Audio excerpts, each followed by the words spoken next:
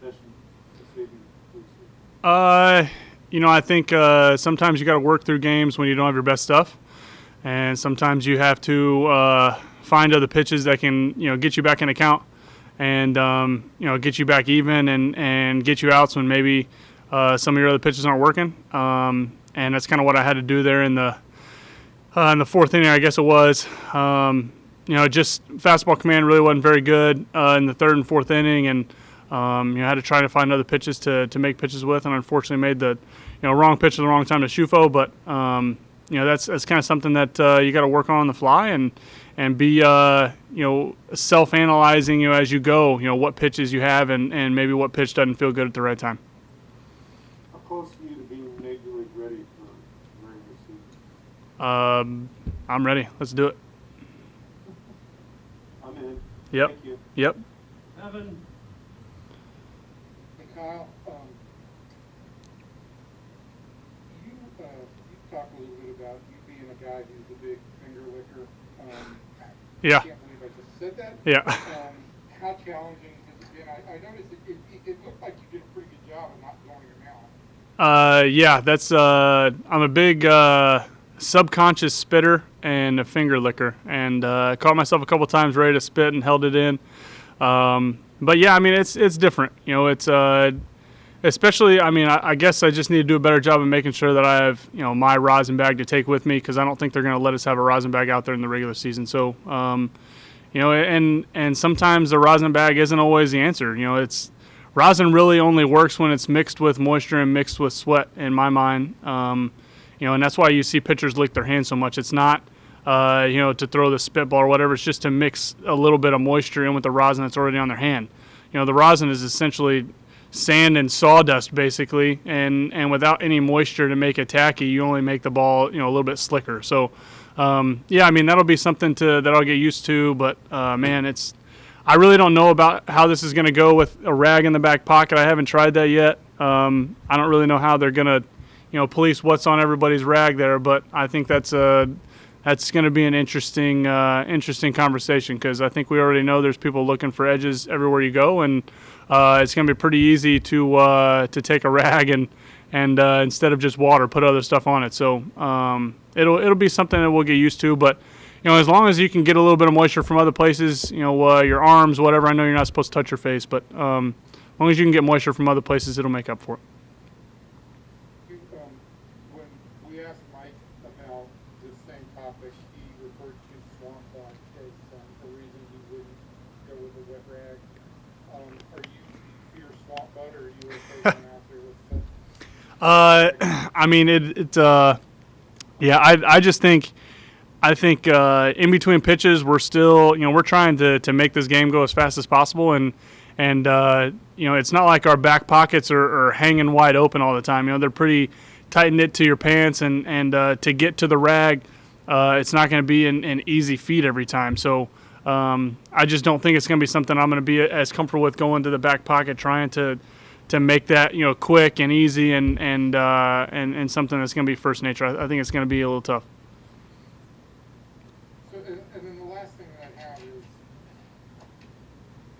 is it's an uncomfortable situation for everybody. Everybody's still getting used to it.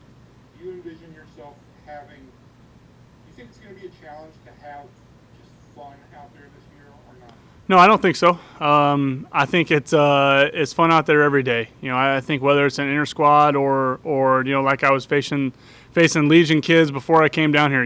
They were just high school going into college, and I was able to have fun, and I think they had fun. And if you're out there, and even if nothing's on the line, you don't want to give up runs, and you have fun striking guys out and getting out. So I think it'll be different, but I think it'll give you a little bit, maybe a raw part of the game. I think you'll see, just guys out there trying to have fun and really enjoying the moment, because it's what we do. We only get so much time to play this game, and who knows how many more starts I'm actually going to get. I'd like to obviously plan this out and have 3 perfectly healthy years and go for it, and you just never know.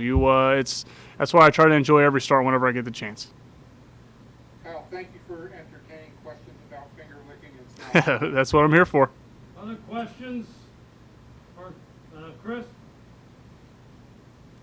I would be remiss to not ask about, because we've asked a few of the other starters, but with Chirino's possibly missing time, you got to throw to Trevino tonight.